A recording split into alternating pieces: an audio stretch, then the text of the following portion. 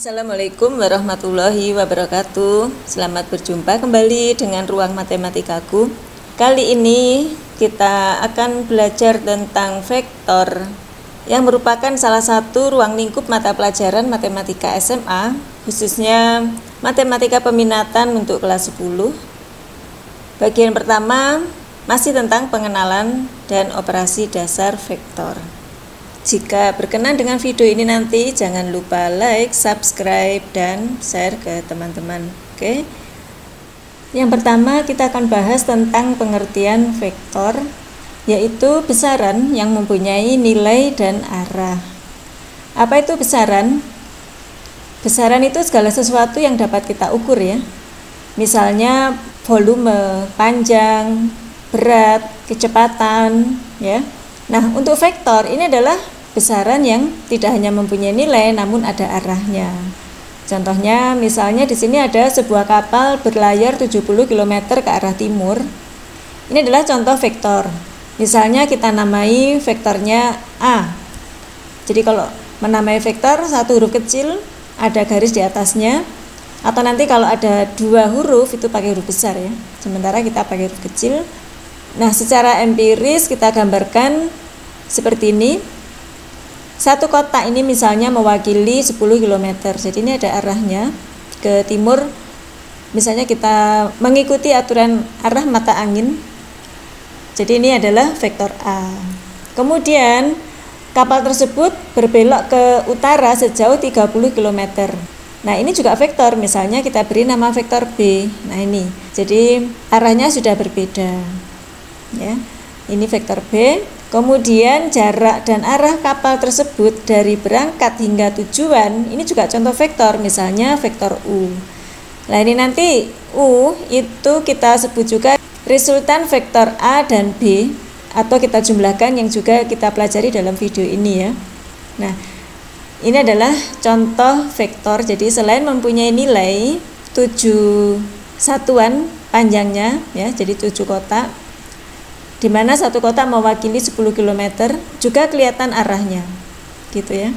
Nah, contoh lain vektor misalnya kecepatan, percepatan, gaya, momen, berat, di mana besaran-besaran ini biasanya dipelajari di mata pelajaran fisika ya. Nah, kita belajar vektor di bidang matematika. Untuk menyajikan vektor ada dua cara, yaitu yang pertama secara geometri atau secara gambar. Jadi kita mesti menggambar, yaitu sebagai ruas garis berarah dengan panjang tertentu dan arah tertentu ya. Jadi ada pangkal, kemudian ada ujung. Misalnya ini ada vektor, kita namakan vektor V. Kemudian cara yang kedua secara aljabar atau secara analitik. Misalnya untuk vektor V ini kita bisa menuliskan komponen-komponen dalam satu kurung secara vertikal, kita sebut dengan vektor kolom, yaitu namanya diikuti dengan vektornya ya, V sama dengan 42. Atau komponen-komponen dalam satu baris dalam kurung, contoh penulisannya adalah V sama dengan 4,2. Nah, kenapa 4,2? Nah, di sini komponen pertama adalah komponen secara mendatar. Kemudian komponen kedua adalah komponen secara vertikal. Ini kalau kita masih membahas vektor dalam dimensi 2. Jadi hanya dua komponen, mendatar dan yang tegak atau vertikal. Begitu pula untuk yang ini, ya. Nah, mendatar di sini jika dari pangkal arahnya ke kanan, maka positif. Jadi kita jalankan 1, 2, 3, 4. Jadi ini 4. Kemudian secara vertikal jika ke atas akan positif, jika ke bawah nanti negatif ya. Jadi ini 1, 2, nah ini 2 ya. Gitu. Kemudian cara yang ketiga adalah dengan kombinasi linear vektor-vektor basis. Ini nanti kalau kita sudah bekerja di bidang koordinat ya. Jadi ada vektor basis I dan J. Ini adalah cara-cara menuliskan vektor. Nah, berikut contoh-contohnya. Nah, jadi misalnya kita mempunyai vektor seperti ini. Bagaimana saja kita menuliskan secara analitik.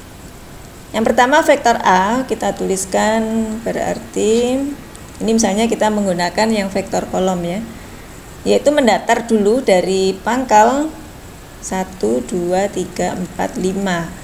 Berarti 5 positif, kemudian tidak ke atas, vertikalnya 0. Nah, ini adalah vektor A.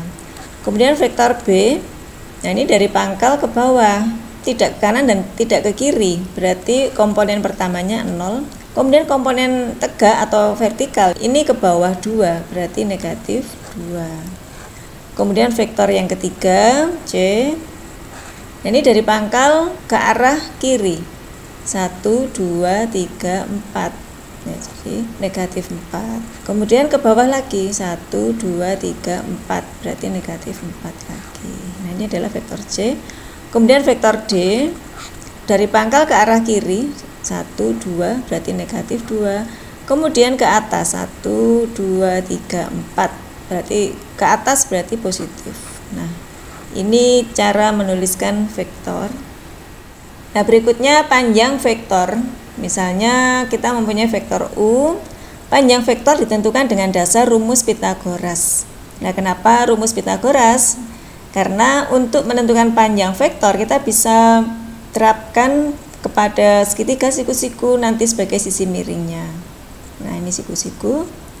Misalnya ini A1 panjang mendatar, kemudian A2 panjang bagian tegak, yaitu panjang vektor U kita tuliskan U dalam tanda mutlak ya, sama dengan akar kuadrat dari A1 kuadrat ditambah A2 kuadrat. Nah ini adalah untuk panjang vektor. Contohnya tentukan panjang vektor U di atas. Jadi panjang vektor ini kita akan tentukan secara analitik. Vektor U adalah 4, 2. Maka panjang vektor U adalah akar kuadrat dari 4 kuadrat ditambah 2 kuadrat, yaitu akar kuadrat dari 16 ditambah 4 atau akar 20 sama dengan 2 akar 5. Jadi kita sederhanakan ini ya. Jadi akar 20 sama dengan akar, kita faktorkan di mana salah satu faktornya adalah bilangan kuadrat. Nah ini adalah akar 4 kali akar 5 atau 2 akar 5 gitu. Oke. Berikutnya adalah vektor yang sama. Sebuah vektor dikatakan sama dengan vektor lain jika panjang dan arahnya sama. Nah ini misalnya ada vektor U. Kita mempunyai vektor lain, jika panjang dan arahnya sama, meskipun letaknya berbeda, dia tetap vektor U sama ya. Jadi misalnya ini semua adalah vektor yang sama dengan vektor U, karena panjang dan arahnya sama. Atau bisa kita amati sejajar dengan vektor semula ya. Nah ini juga vektor U, misalkan ini bernama vektor V, maka U sama dengan V sama dengan W. Oke. Berikutnya adalah lawan vektor. Sebuah vektor merupakan lawan dari vektor lain jika panjangnya sama, namun arahnya berlawanan dengan vektor itu. Misalnya kita punya vektor U yang tadi, maka lawan dari vektor U, nah ini panjangnya sama, namun arahnya berlawanan. Nah ini kita namakan vektor negatif U. Nih ya. Oke. Berikutnya adalah operasi dasar vektor. Ada perkalian vektor dengan skalar, penjumlahan vektor, dan pengurangan vektor. Yang pertama, perkalian vektor dengan skalar. Skalar itu sebuah nilai atau sebuah bilangan ya. Jadi berbeda dengan vektor. Kalau vektor nilai dan arah. Jadi kalau skalar hanya sebuah nilai saja. Kita bisa katakan bilangan real boleh. Suatu vektor A dikalikan dengan suatu skalar M, maka hasilnya adalah M kali vektor A. Ketentuannya, panjangnya adalah M kali panjang vektor A.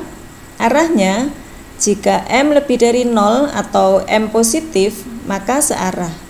Jika M kurang dari 0 atau M negatif, maka berlawanan arah. Contoh, diketahui vektor U sama dengan 3, 1. Bagaimana vektor 2U, 3U, negatif U dan negatif 2U sajikan secara geometri dan aljabar. Nah ini vektor U 3, 1. Kita akan gambar vektor 2U, arahnya tetap tapi panjangnya 2 kalinya. Jadi seperti ini ya.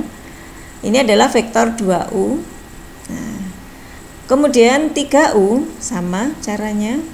Kita gambar 3 kalinya U panjangnya, kemudian arahnya juga tetap. Nah, ini adalah vektor 3U. Kemudian negatif U, nah ini panjangnya sama, tapi arahnya berlawanan, negatif U. Begitu pula negatif 2U. Nah, ini negatif 2U.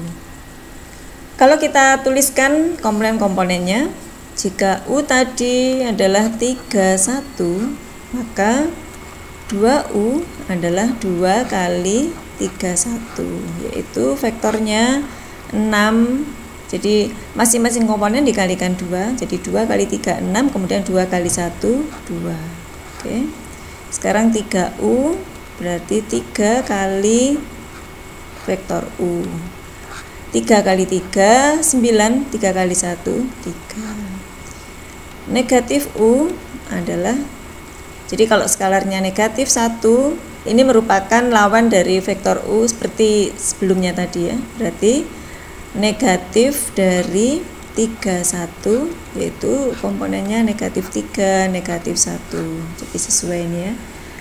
Dari pangkal ke kiri 3, 1, 2, 3, kemudian ke bawah 1, min 3, 1. Kemudian negatif 2U, berarti negatif 2 kali 3, 1 adalah negatif 6, negatif 2. Nah, ini kalau kita cek. Oke. Jadi ini adalah perkalian vektor dengan skalar. Berikutnya penjumlahan vektor. Kalau penjumlahan vektor minimal ada 2 vektor ya. Jadi misalnya ini vektor pertama, ini vektor kedua. Akan kita cari vektor A ditambah B, kemudian yang kedua vektor A ditambah vektor 3B secara geometri maupun aljabar. Yang pertama kita akan selesaikan secara geometri atau gambar dulu. Ada 2 cara, yaitu yang pertama metode segitiga, yang kedua metode jajar genjang. Untuk metode segitiga caranya adalah untuk mendapatkan vektor A ditambah B, kita gambar dulu vektor pertama A, kemudian kita gambar vektor kedua dengan cara pangkal vektor kedua mengenai ujung vektor pertama. Jadi seperti ini ya. Jadi istilahnya nyambung. Maka A ditambah B adalah kita gambar vektor dari pangkal vektor pertama ke ujung vektor kedua. Nah, ini vektor A ditambah B. Kemudian kalau A ditambah 3B sama saja. Jadi ini vektor A, kemudian vektor 3B, ini 3 kali B ya. Jadi kita buat dulu 3B, pangkal vektor 3B mengenai ujung vektor A.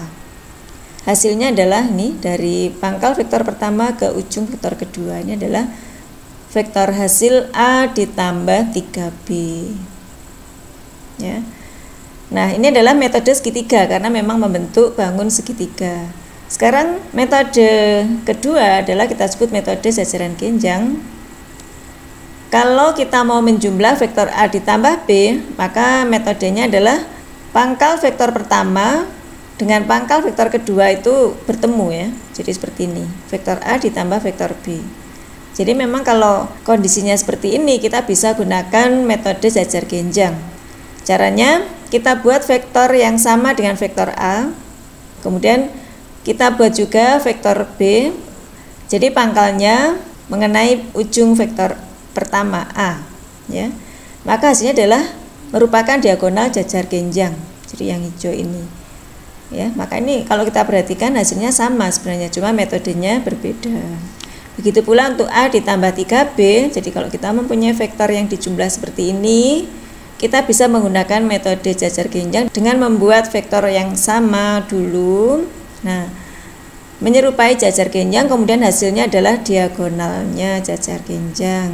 Nih, kalau kita perhatikan nanti ini vektornya sama hasilnya, ya. Oke, ini secara geometri. Nah, sekarang kita akan selesaikan penjumlahan A ditambah B ini secara aljabar atau secara analitik. Kita tulis dulu vektor A. Komponennya adalah, nah, yang A Vektor A ditambah vektor B adalah kita tulis komponen-komponennya. Caranya mudah sekali, yaitu komponen pertama ditambah komponen pertama. Jadi min 1 ditambah 3. Kemudian komponen kedua, vektor pertama ditambah dengan komponen kedua vektor kedua, yaitu 3 ditambah 1. Hasilnya adalah min 1 ditambah 3, 2. 3 ditambah 1 adalah 4. Nah, ini adalah hasil vektor A ditambah vektor B, 2, 4. Kalau kita cek, nah ini dari pangkal nih ya, 1, 2, kemudian ke atas tuh 2, 3, 4. Jadi betul ya, 2, 4 sesuai. Oke. Sekarang untuk yang B, A ditambah 3B, kalau kita kerjakan secara aljabar juga mudah ya. Kita tuliskan yang bersesuaian. A berarti kita tulis vektor A. Kemudian 3B kita tulis juga 3. Kemudian tuliskan vektor B, yaitu 3, 1. Oke. Nah, di sini ada dua macam operator, yaitu ditambah dan kali. Perkalian dengan skalar tadi ya. Berarti ini kita dahulukan. Min 1, 3 ditambah 9, 3. Oke. Nah, sekarang ada satu operator plus, maka kita jumlah seperti cara di bagian A. 86, kita cek. Oke, jadi seperti ini. Untuk yang metode jajar genjang hasilnya juga sama. Oke. Ini adalah cara menjumlahkan dua vektor. Jika nanti ada 3 vektor sama saja, jadi tinggal menambahkan vektor yang ketiga, baik secara geometri maupun secara aljabar. Kita lanjutkan ke pengurangan vektor. Ini contohnya tetap vektor A dan B. Kita akan menentukan A dikurangi B, kemudian yang kedua 2B dikurangi 3A secara geometri maupun aljabar. Nah, bagaimana cara mengurangkan suatu vektor dari vektor lain? Ini teorinya adalah vektor A dikurangi vektor B sama dengan vektor A ditambah lawan dari vektor B. Kita tentu bisa menyelesaikan ini karena cara menjumlahkan dan cara membuat lawan dari sebuah vektor sudah kita bahas sebelumnya. Ya, kita lihat ada dua metode juga, yaitu metode segitiga dan metode jajaran genjang. Karena di sini masih kita bisa katakan membahas jumlah ya. Nah, hanya ada satu tambahan, yaitu kita harus membuat lawan dari vektor yang kedua. Oke. A dikurangi B berarti kita buat dulu vektor A, kemudian kita buat vektor negatif B dan disambungkan. Nah, begini hasilnya adalah ini, vektor A dikurangi vektor B. Nah, sekarang untuk yang 2B dikurangi 3A sama kita buat 2B dulu. Kemudian kita buat negatif 3A dan dijumlahkan, artinya disambungkan ke ujung vektor 2B. Nah, ini vektor negatif 3A. Maka hasilnya adalah dari pangkal vektor pertama ke ujung vektor kedua. Ini adalah vektor 2B dikurangi 3A. Oke. Untuk metode jajar genjang, maka kita buat vektor A dan vektor negatif B pangkalnya bertemu ya. Jadi seperti ini. Cara mencari jumlahnya adalah kita buat vektor-vektor yang sama dengan vektor A dan vektor negatif B. Hasil jumlahnya adalah diagonal jajaran genjang itu. Jadi ini ya, hasil dari A dikurangi B. Berikutnya untuk 2B dikurangi 3A dengan metode jajaran genjang masih sama ya.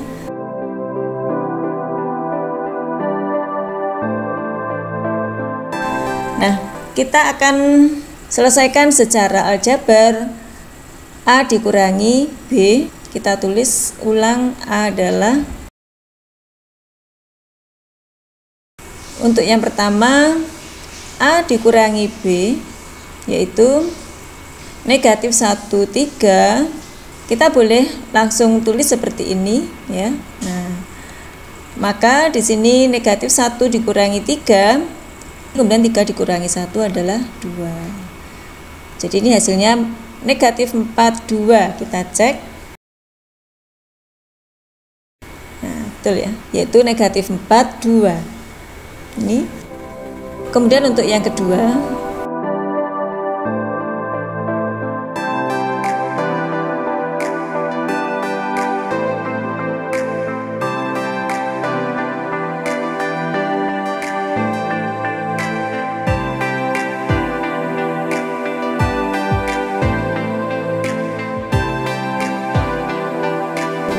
hasilnya 9 negatif 7. Oke. Nah, ini kalau pengurangan vektor dikerjakan secara aljabar. Nah, terakhir di sini ada contoh soal di mana nanti kita akan mencoba menuliskan vektor dengan 2 huruf. Kalau sebelumnya hanya 1 huruf kecil, jika 2 huruf maka huruf pertama sebagai pangkal vektor. Jadi misalnya vektor UR berarti pangkalnya adalah titik U dan ujungnya adalah titik R. Jadi soalnya pada segi 6 beraturan PQRSTU di samping jika vektor UR adalah vektor U dan vektor RP adalah vektor V, nyatakan dalam U dan V vektor RQ ini dan vektor RT. Kita akan bahas dulu bagaimana cara menentukan vektor RQ dalam U dan V. Artinya sama saja kita mencari hubungan antara RQ, U, dan V. Kita bisa menggunakan operasi dasar penjumlahan tadi, yaitu kita menentukan vektor RQ merupakan penjumlahan dari vektor-vektor yang lain. Kita tentukan saja segitiga yang memuat RQ. Misalnya RQ sama dengan RP ditambah PQ. Jadi ini ya, kalau kita perhatikan gambarnya, RQ sama dengan RP ditambah PQ. Jadi prinsip ujung ketemu pangkal tadi sudah dapat ya. Kalau kita perhatikan secara tulisan, maka di sini yang tengah ini sama, jadi nyambung ya. Nah, sekarang kita nyatakan dalam U dan V. RP sudah diketahui adalah vektor V. Namun PQ belum, sehingga kita harus tentukan dalam U atau V. Nah, kita akan analisa gambar ini merupakan segi 6 beraturan, maka kita bisa bagi segi 6 ini menjadi 6 segitiga sama sisi. Kenapa sama sisi? Segi 6 beraturan, maka titik-titik sudutnya menyentuh sebuah lingkaran, sehingga misalnya di sini titik O, maka OU sama dengan OP, sama dengan OQ, OR, OS, dan OT. Merupakan jari-jari ya. Nah, karena di sini beraturan, maka sudut pusatnya semuanya adalah 60 derajat. Dan karena ini tadi jari-jari, maka OU sama dengan OP, sehingga segitiga UOP merupakan segitiga sama kaki. Sehingga di sini kalau kita tentukan sudutnya adalah 180 dikurangi 60 dibagi 2, yaitu 60 derajat dan 60 derajat. Untuk segitiga yang lain sama. Nah, karena ini segitiga sama sisi, maka panjang PQ nanti sama dengan panjang UO. Sedangkan arahnya sama, jadi sekarang PQ sama dengan vektor UO, di mana vektor UO kalau kita perhatikan adalah setengahnya UR ya. Jadi PQ kita bisa dapatkan setengah UR atau setengah U.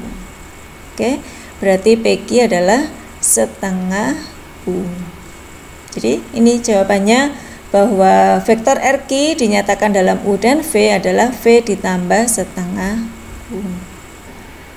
Sekarang untuk vektor RT dalam U dan V. Ini vektor RT. Untuk menentukan vektor RT, kita juga akan menentukan segitiga yang memuat RT ya. Kalau kita amati gambar RT, kita bisa tuliskan RU ditambah UT.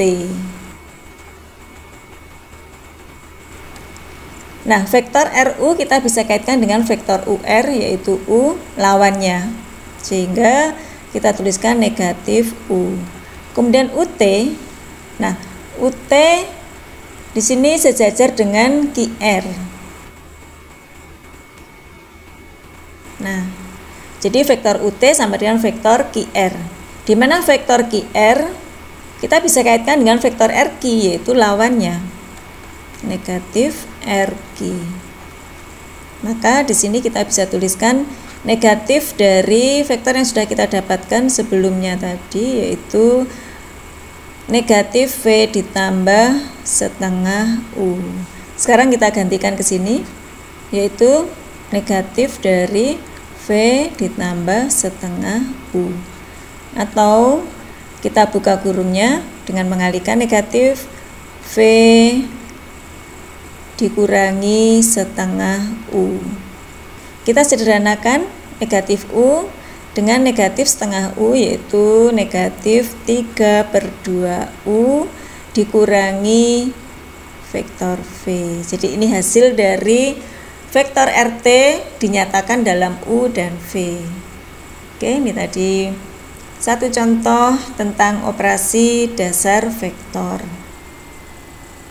Saya rasa untuk pengenalan vektor dan operasi dasar vektor kita cukupkan.